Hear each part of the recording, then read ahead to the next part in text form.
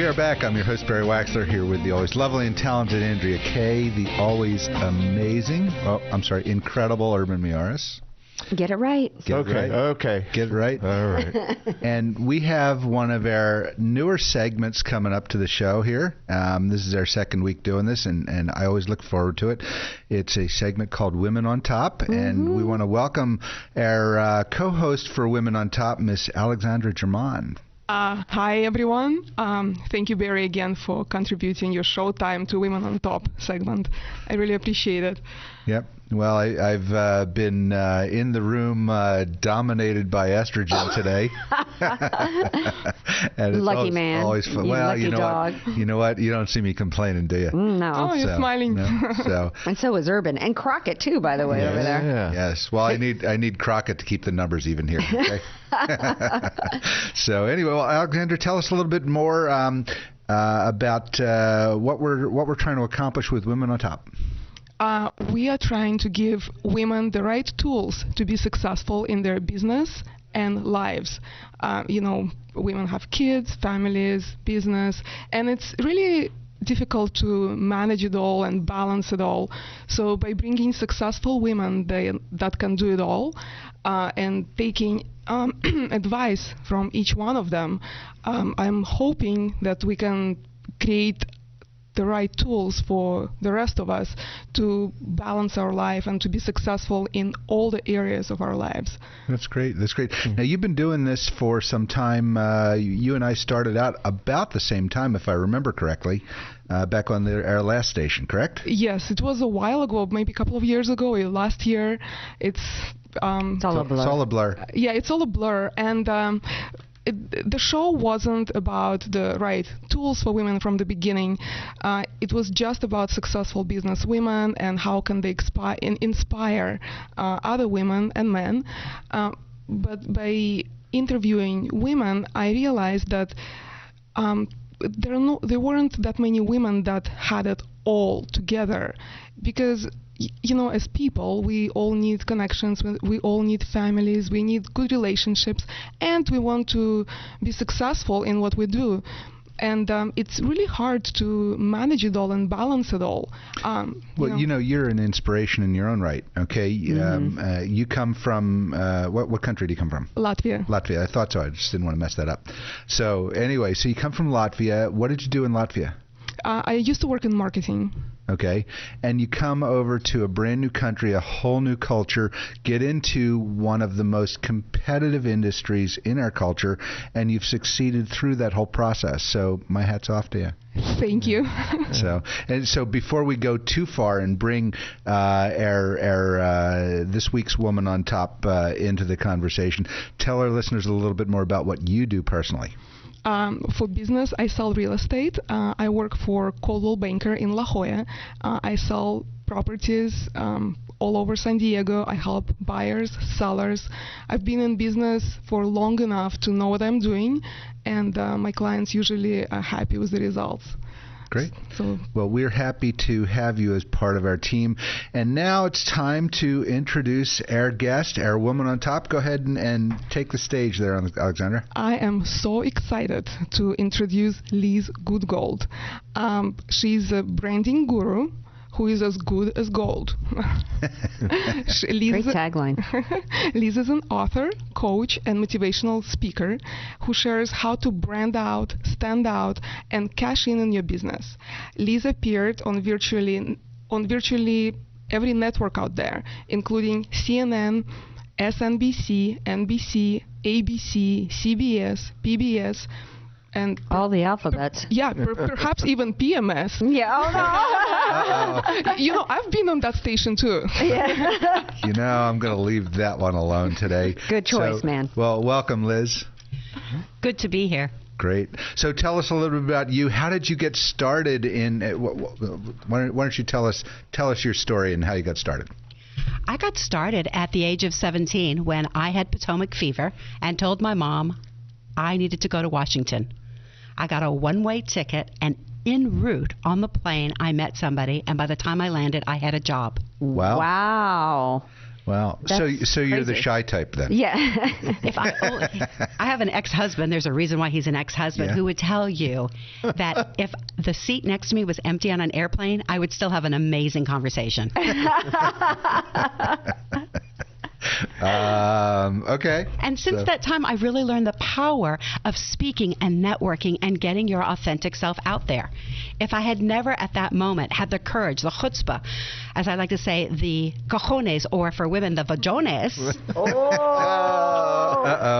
I love it. I'm in so much trouble today. Lots of estrogen for you today. Yeah. I never would have met the man, and it's only through personal connections that we're really able to get what we want in life, whether it's a promotion, whether it's the next opportunity. You have to have a little bit of courage. Interesting. So I'm looking here at your book. It's called How to Speak Gooder. Okay.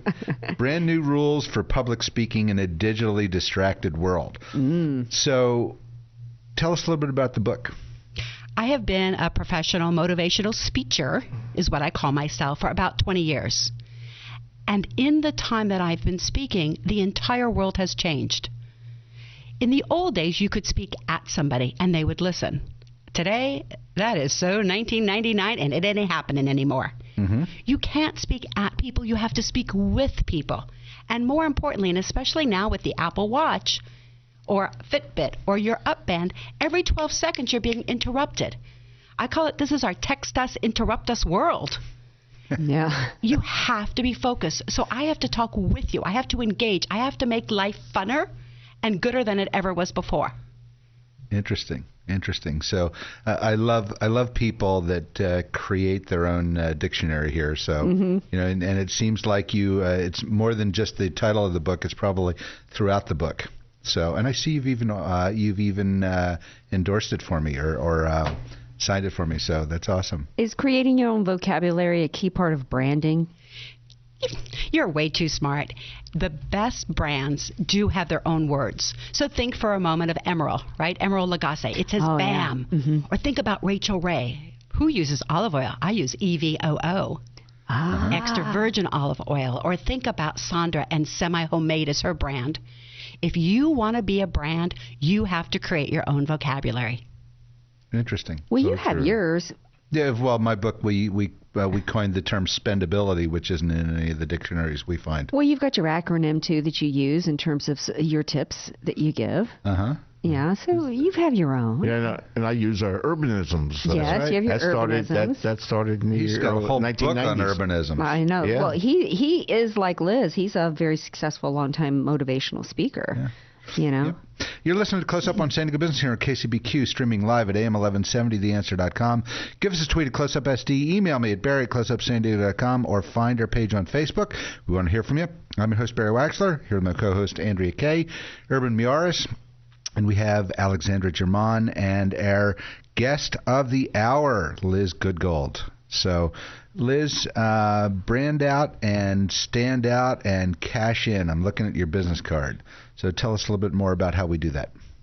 Well, I think the important thing to remember is if someone says to you, you just need a new logo, and it doesn't make money for you, you have just wasted your money. Great branding is not a logo, it's an experience. Jeff Bezos has a great quote, branding is what they say about you when you leave the room. Oh, I like that. So what I work with folks on is how do you cash in on your expertise? So if you are the greatest financial advisor, but no one knows your name, you're not going to make money, and therefore you will fail. So what I'm always working with, whether it's with coaching or with speaking, is to make sure what is so fabulous about you, you're actually able to monetize. Oh. Interesting. I don't know. Yeah, somehow, I like that. I like the way you think, lady. I had this thought as she was talking, you know, instead of handing out a business card, maybe I should just give out a dartboard and some darts, and people will remember me that way. Well, you don't want those used against your back as you're walking out the room as That part would of your be true. branding. That would be true. It's true, because what you're looking for is flawless recall. People have to remember you each time and every time. And when you look at branding, it's not just what you say, it's what you wear, and you're creating this indelible image. And the minute you can get to flawless recall, you are on the first step to creating a permanent brand. Define flawless recall. That means each time I hear your name, I remember you and I don't confuse it. If you're at a networking event and you feel as if it's the third time someone says, oh gosh, I'm sorry, what's your name again? You have a branding problem. Right. If you have to write notes on the back of your own business card so people remember what you do, you have a branding problem. If people keep saying, and they nod their head, you can't see them on radio. If you are nodding your head like a bobbing doll, you have a branding problem. You know, it's interesting because as you're talking about that, I'm looking over at Alexandra and thinking, look at the industry she's in. How do you remember anybody in the real estate business? You know, how does anybody stand out with everybody and their brother getting into the business? So branding is a major impact in any industry, is it not? It's true. And in real estate, it's really important to remember is that I build loyalty to you, Alexandra, for example. So if you are a brand, whether you're a hairstylist, real estate agent, who you work for doesn't matter. You should be so phenomenal that if you leave that agency, you leave that hair salon, I will follow you to the ends of the earth because my connection, my emotional attachment is with the individual, not with the corporation. Mm-hmm. Now, do you also do like coaching with individuals instead of just motivational speaking? I do tons of coaching, and I teach people, whether it's one-on-one or with groups, either how to speak just to get a good 7-second hook down, just as you've got mine. I work with folks to make sure that if they have a big presentation to the CEO, that it goes effortlessly and flawlessly. Or I work with folks who say, I just can't explain to others what I do to bring in the right sort of clients. Mm. Now, on your book, which looks to be like an absolute must-read, you mentioned the 13 new rules for speaking for today's ADD world. We don't have time to get into all 13. Is there like 2 that you think are really important you want to share? Sure. I think the most important thing is don't start your speech on a high note. What do you mean? Don't tell me this amazing, wonderful, big, incredible story. Why? Because if you start up, there's only one place to go when you finish your speech, and that is down. Mm-hmm. The second thing is to remember when you start a speech, all we're doing in the first 2 minutes is looking at you. Ooh, cool shoes, girl. Love those. I wonder where she got those. Oh, my God, the hair is amazing. That's so amazing. You have to give your audience 2 minutes just to get all of you. Wow, Barry, like the shirt. Ooh, look at a little sun this weekend. This is what your audience is taking in. And so if you follow Isn't these radio rules, wonderful? Yeah. and they remember the last thing you say more than the first thing you say. They do. And so it's really kicking to the curb those old rules and bringing out these new rules so people go, wow, that was worth every moment I invested with you. Amazing. Mm-hmm. So tell me a little bit about the coaching side. When you're coaching people, I see a lot of different coaches, and it's hard to coach volumes of people. So are you doing a lot of the coaching on face-to-face? Are you doing it webinars, phone conferences? How do you do that? I do it all different ways. So people who are in San Diego, I love it. I get to see them face-to-face. Other folks, we, of course, use Skype. Other people have clients around the world, and we can do that on the phone or, again, Skype or email. And, yes, I have boot camps and I have webinars. But most importantly, I want to make sure people don't miss the opportunity that they can download this chapter of my book for free. So just as we were talking about that whole text us, interrupt us world, that chapter is available at speakgooder.com. Great. So I'm going to put you on the spot. Your business, what you do, how you do it, you have to have some great stories on. Do you have any great stories you can share with us? Sure. I remember going to give a speech in the morning for the National Latino Association. So I had a little bit of fun growing up in East LA, so I got to start my speech in Spanish. Ooh. Whoa, what a head whip. Just in case you're missing it, I'm a little bit white. My husband calls me bright white. I'm like paper at Staples. And flaming red hair. So I started, and finally, I got their attention, and I'm like, yes! Speak for 45 minutes, wonderful. Lunch comes, it's the winner for The Apprentice. She speaks for 12 minutes, and the organizer comes to me and says, Liz, help us out. She was supposed to speak for 45. Can you get back up?